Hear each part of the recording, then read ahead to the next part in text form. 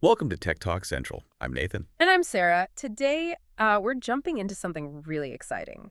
The world of Copilot plus PCs. Yeah, specifically, we're looking at two brand new ones, both powered by those latest Qualcomm Snapdragon X chips. That's right. We're kind of setting up a Snapdragon X showdown here between the ASUS Vivobook 14 and the Samsung Galaxy Book4 Edge. Our goal today, cut through all the noise, get to the Yeah, core details, the stuff you, our listener, actually need to know about what makes these new AI laptops tick. exactly. We'll look at the AI stuff, obviously the displays, performance specs, battery life, a big one, and, the overall value proposition. So if you're curious about these next-gen machines, what they can actually do, and maybe which one is right for you, well, you're definitely in the right place. Okay, let's dive in. All right, so the brains of the operation, this is where it gets really interesting for me.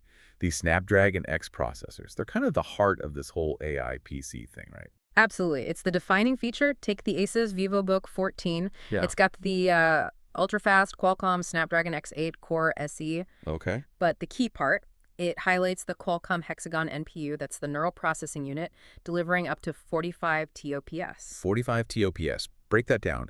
What does trillions of operations per second actually mean day to day?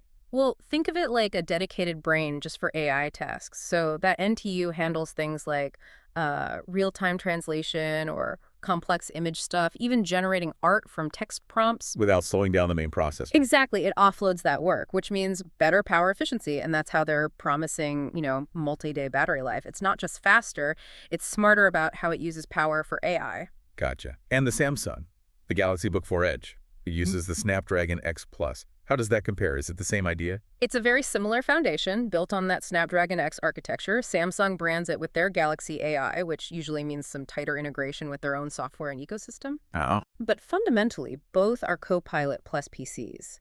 That means they're designed from the ground up to leverage AI for things like creating stuff, finding information, communication. It's meant to be transformative. Transformative is a big word. Give us Yeah. a concrete example. How does this AI actually, show up when I'm using the laptop? Okay, a great example they both mention is live captions. Live captions. Yeah, imagine you're on a video call watching a lecture online, maybe even a movie in another language. It can generate English subtitles in real time, right there on your screen. Wow. Okay, that's actually really useful. Not just for accessibility, but noisy places or complex stuff. Exactly, and the ASUS also mentions recall. Recall. Sounds intriguing. It basically lets you search back through your timeline to find anything you've seen or worked on, like a photographic memory for your PC activity. Whoa. And turning text prompts into generated artwork. You type an idea, it creates an image. It's about making the computer a more intuitive partner, turning ideas into reality much faster. Okay, that AI stuff is definitely the headline feature. But what about what we actually look at all day? The display. Are they similar there? There are some key differences here, actually. The ASUS Vivobook 14 has a 14-inch WXGA screen. WXGA. So that's 1920 by 1200 resolution. Correct. It's a 16-point-N aspect ratio, which some people prefer for productivity. Standard 60 Hz refresh rate and 300 nits brightness. ASUS says, stunning visuals, lifelike colors. And the Samsung Galaxy Book4 Edge. That one's got a larger screen, 15.6 inches, but it's a standard FHD resolution, so 1920 by 1080 pixels. It's an LED anti-glare display. Interesting trade-off. So for you, the listener, it's kind of like, do you want the slightly taller, potentially sharper screen on the Asus, or the bigger overall screen size on the Samsung may be better for movies or multitasking side by side? Precisely. Plus, that anti-glare on the Samsung is a factor if you work in bright places often. The Asus has slightly higher brightness on paper, but the anti-glare might counteract that in some situations. It really depends on your priority. Pixel density and aspect ratio versus sheer size and glare reduction. Okay, makes sense. Now, beyond the CPU and the screen, what are the basics? RAM and storage. That's crucial for just, making everything feel snappy. Yeah, you can't neglect those. And good news here, both are pretty well equipped. They both come with 16 gigs of RAM and a 512 gig SSD. That's a solid baseline for today. Definitely. The ASUS specs do mention specifically that it's LPDDR5 RAM and a PCIe 4.0 SSD. Oh, okay. So LPDDR5 means faster RAM, and PCIe 4.0 is that faster SSD standard, right? Exactly.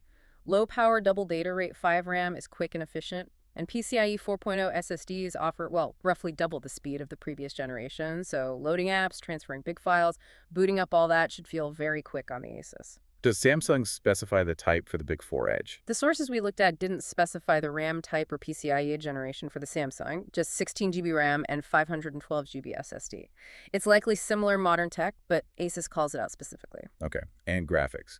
Both have integrated Qualcomm Adreno GPUs. ASUS mentions theirs is a sliced architecture GPU.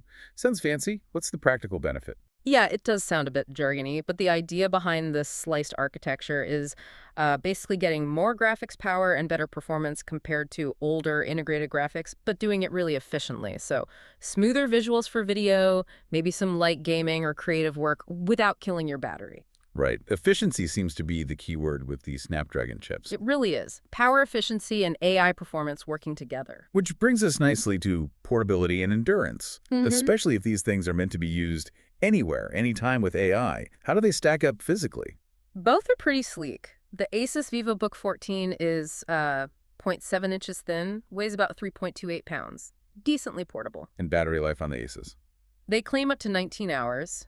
ASUS even uses the phrase multi-day usage, which is pretty bold. 19 hours is impressive. But the Samsung. The Samsung Galaxy Book4 Edge is even thinner, just 0.59 inches. Wow, it weighs slightly more, 3.31 pounds, basically the same.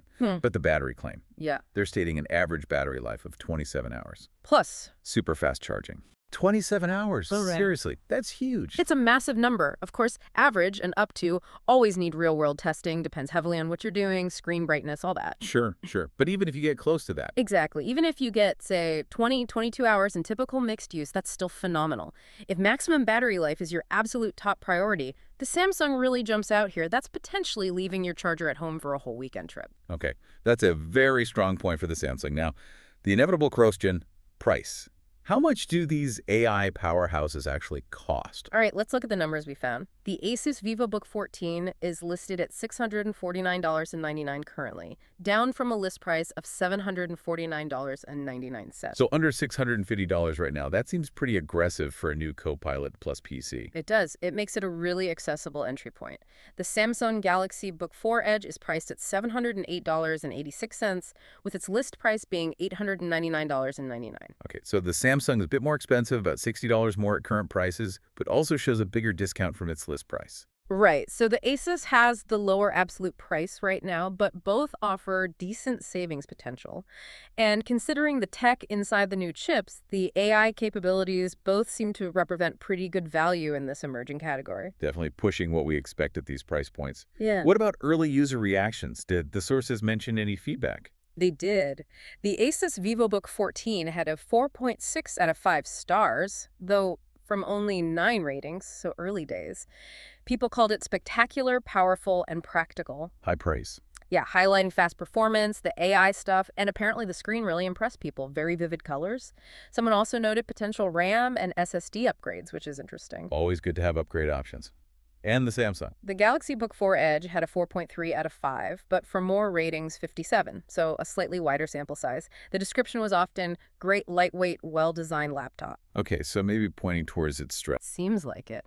Pulling it together, maybe the ASUS shines particularly bright for its screen quality and perceived power, while the Samsung gets points for that super sleek design, the lightness, and presumably that killer battery life implicitly factors into well-designed. So wrapping this up, how do you help someone choose if you're listening now trying to decide? Well, if you value a slightly more compact size, maybe that 16:10 screen aspect ratio for work, and you want those strong AI features at the lowest current price point, the ASUS Vivobook 14 looks like a really strong contender. But if you prefer a larger screen overall, even if it's standard FHD and if that ultra-thin design appeals to you, and most importantly, if maximum battery life is a top priority, then the Samsung Galaxy Book4 Edge makes a really, really compelling argument, even at a slightly higher price. How much are those extra hours of battery worth to your daily workflow? That seems like a key question you need to ask yourself. Absolutely. Both are clearly excellent entry points into this new Copilot plus PC world powered by Snapdragon X. It's definitely exciting times for laptops.